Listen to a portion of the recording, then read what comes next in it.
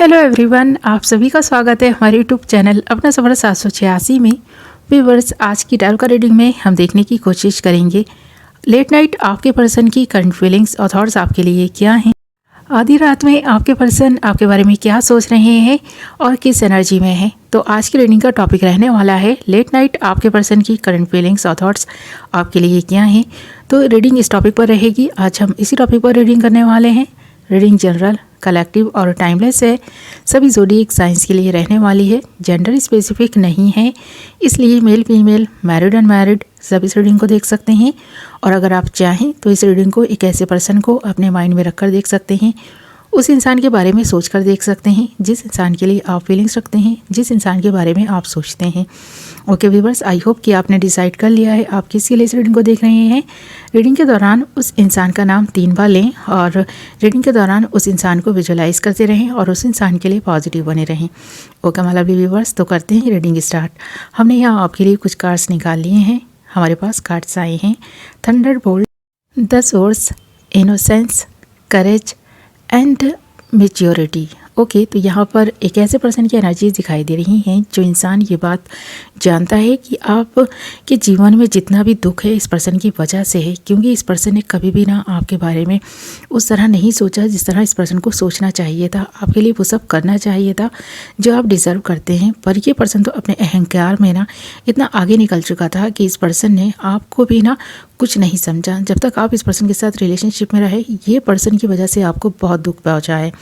आप दोनों इस वक्त एक दूसरे से अगर बात नहीं कर रहे हैं तो इस पर्सन को यह एहसास हो रहा है कि आपने इस पर्सन से अगर दूरी बनाई है तो इस पर्सन के अहंकारी होने की वजह से बनाई है।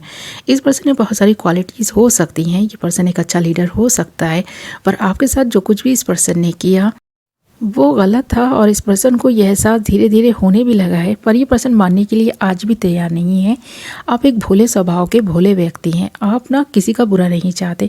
कभी भी आपने जानबूझकर किसी के साथ बुरा नहीं किया, किसी की बुराई नहीं की, किसी को भी हर्ट नहीं किया। ये पर्सन ये बात जानते हुए भी ना जैसे कि आपको ना समझने की एक्टिंग करता रहा। ये कहें, ये पर्सन जानता था कि आप बहुत भोले भाले स्वभाव के व्यक्ति हैं, फिर भी इस पर्सन ने ना आपको उस तरह ट्रीट नहीं किया जिस तरह से ट्रीट करना चाहिए था। इस पर्सन ने आपको कुछ और ही दिखाने की, जताने की कोशिश की। आप ना बिना गलती के भी ना कसूरवार ठहराए गए हैं, ऐसा लग रहा है।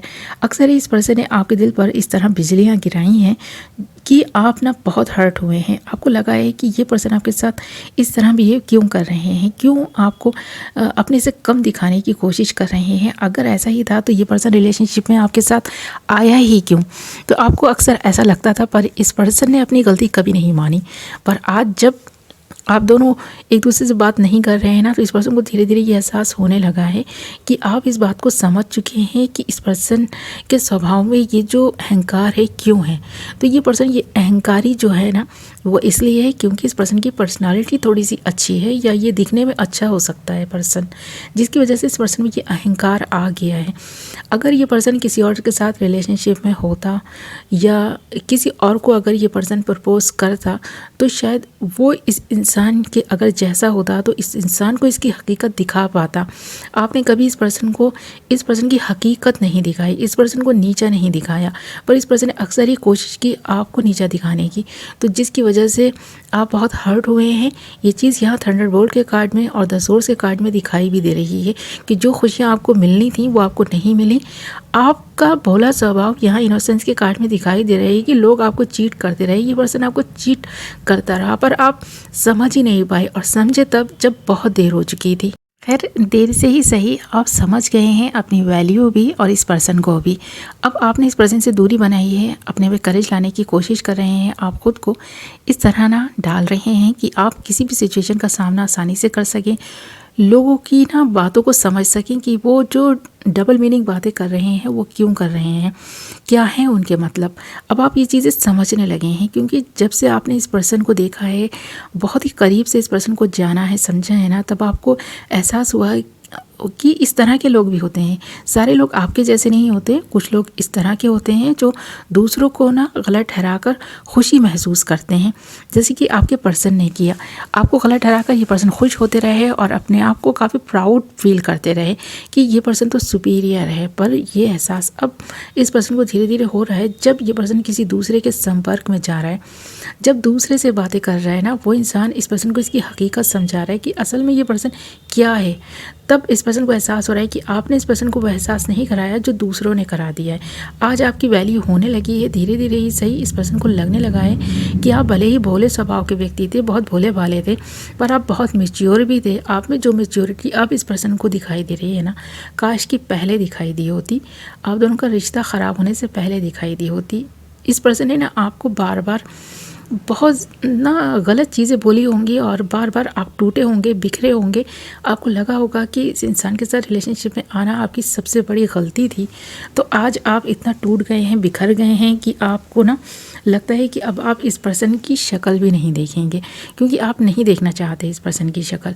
आपको लगता है कि ये पर्सन आपको इतना ज़्यादा दुख देकर गया है, इतनी तकलीफ़ से आप गुजरे हैं, तो अब आपको ना अपने साथ जस्टिस चाहिए। जो दुख इस पर्सन ने आपको दिया, काश कि ये पर्सन भी उसी दुख से गुजरे। तो ये चीज़ सही है कि ये पर्सन उस दुख को समझ पा रहा है, आपके दुख को समझ पा रहा है। इस वक्त इस पर्सन को इसका कर्मा मिल रहा हो या नहीं मिल रहा हो, पर हाँ, आपकी वैल्यू को ये पर्सन धीरे धीरे समझ रहा है।